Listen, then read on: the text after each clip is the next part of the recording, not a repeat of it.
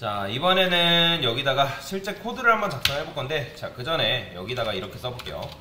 제가 이거는 지금 안 따라줘도 됩니다. 1013 오늘 배운 내용.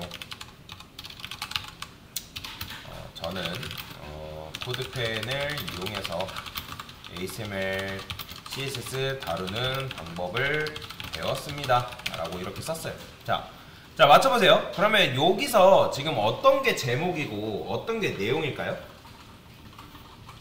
딱 봐도 여러분들이 여기 있는 요게 제목 같고 여기 있는 세 번째 라인에 있는 게 내용 같죠? 그렇죠? 그런데 자, 여러분들 컴퓨터는 뭐가 제목이고 뭐가 내용인지 알 수 있을까요? 없을까요? 알 수 없습니다. 컴퓨터는 요게 제목인지 요게 내용인지 몰라요. 몰라요. 그래서 우리가 얘네들한테 뭔가로 감싸줘야 되거든요. 그러니까 컴퓨터한테 이게 제목이고 이게 내용이다 라고 알려줘야 돼요. 그래서 어떻게 쓸 거냐면 저는 여기다가 꺽쇠, 자, 영어 M 옆에 꺽쇠가 있어요. 꺽쇠 한 다음에 꺽쇠 닫고 여기다가 서브젝트라고 써볼게요. 서브젝트는 제목이죠. 그 다음에 요 서브젝트를 그대로 복사해서 맨 끝에다가 요거를 슬래시를 붙여가지고 요렇게 해줄게요. 자, 근데 보통 쓸 때는 저는 이제 이렇게 쓰지 않고 요렇게 쓰거든요. 이런 식으로. 자, 이렇게 썼을 때 이걸 뭐라고 하냐면 여는 태그라고요. 여는 태그. 그 다음에 슬래시가 있을 때 요게 바로 뭐냐면 닫는 태그라고 합니다. 그 다음에 요 안에 여는 태그와 닫는 태그 안에 내용물을 이렇게 적어줄 수가 있어요. 자, 참고로 여러분들이 코드를 쓸 때는 수미상관을 맞춰주셔야 됩니다. 예를 들어서 여기다가 서브젝트 썼는데 이 서브젝트가 막 여기에 있어요. 이런 식으로. 이렇게 쓰면 여러분들이 헷갈리겠죠?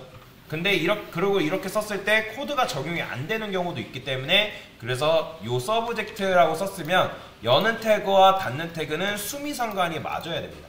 자, 근데 여러분들이 이렇게 썼다 해가지고 당황할 게 없는 게 만약에 코드가 뒤틀렸어요. 그러면 어떻게 하면 되냐면 여기 톱니바퀴 보이죠? 우측에 화살표 있어요. 얘를 클릭하면 포맷 HTML이라는 게 있는데 얘를 클릭하면 알아서 정렬이 됩니다.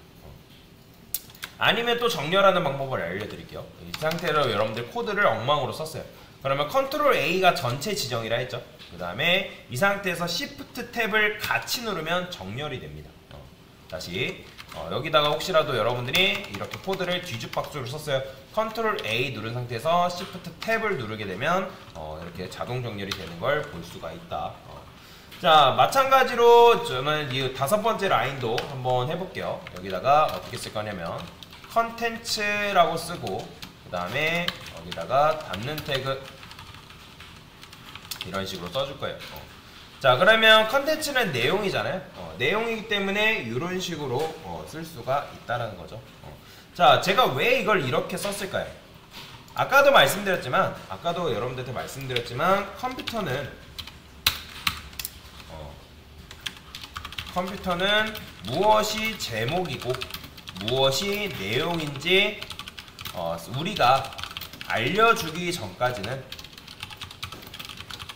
모른다. 그러니까 이게 바로 컴퓨터가 사고하는 방식이에요. 여러분들이 AI도 여러분들이 얘가 알아서 작동하는 거라고 생각하지만 아니에요. AI도 뭐냐면 교육이라는 걸 합니다. 교육. 이것도 교육을 하는 사람이 있어요. 그래서 이제 머신러닝, 머신이 기계잖아요. 기계 교육을 AI한테 주입시킵니다. 그러면 이제 우리는 빅데이터라는 게 있죠. 데이터가 굉장히, 그러니까 많은 데이터를 빅데이터를 하는데 그 데이터를 머신러닝을 해가지고 AI한테 습득시키는 거예요. 그렇기 때문에 걔가 습득이 되기 때문에 그 많은 내용을 가지고 우리한테 답변을 해주는 거죠. 요즘은 이제 머신러닝을 해주는 것 뿐만 아니라 AI가 사람들이 검색한 거를 자연스럽게 습득할 수 있게끔 그런 게 이제 그런 식으로 구현이 되어 있는 거죠. 챗 GPT가 바로 그런 예예요. 여러분이 챗 GPT한테 물어보겠죠? 질문하겠죠? 여러 내용들을. 그러면 걔가 알아서 그걸 습득합니다. 그런 식으로 이제 컴퓨터가 사고하는 방식이라고 보시면 돼요.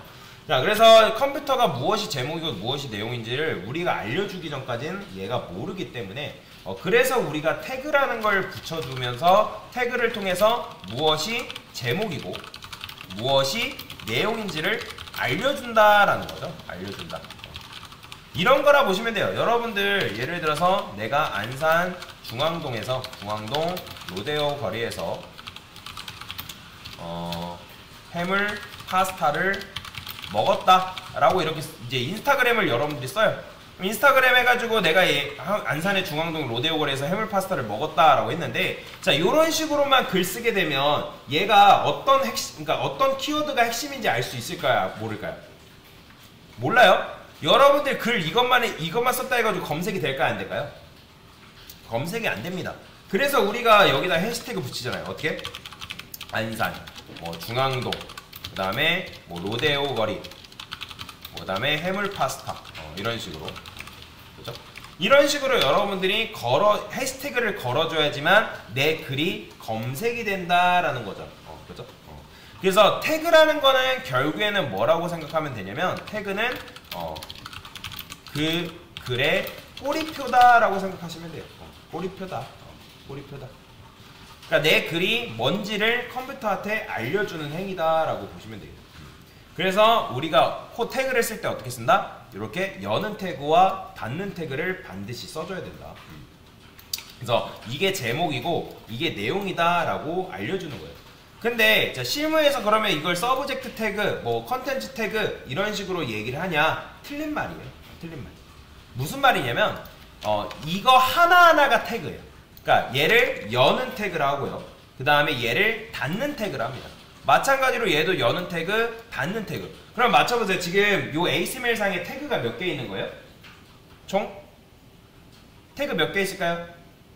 4개 있는 거예요. 하나, 둘, 셋, 넷.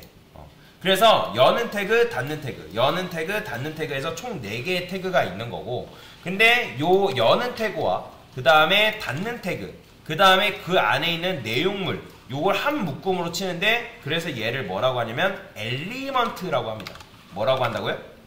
엘리먼트라고 해요. 엘리먼트. 그래서 여는 태그, 그 다음에 플러스 닫는 태그, 그 다음에 플러스 그 안에 내용물까지 해서 얘를 뭐라고 한다? 하나의 엘리먼트라고 한다라고 보시면 돼요. 근데 보통 실무에서는 뭐 엘리먼트 태그 혼용해서 쓰긴 하는데 여러분들 어쨌든 배워야 되니까 엘리먼트라고 정확하게 아는 게 중요합니다. 자, 그러면 HTML상에 지금 엘리먼트는 몇 개 있는 거예요? 총 2개가 있는 거죠. 엘리먼트는 2개가 있고 태그는 몇 개가 있는 거다? 총 4개. 그렇죠. 그런 식으로 있는 거다라고 보시면 되겠습니다. 그래서 간단하게 태그 사용하는 방법에 대해서 설명을 드렸습니다.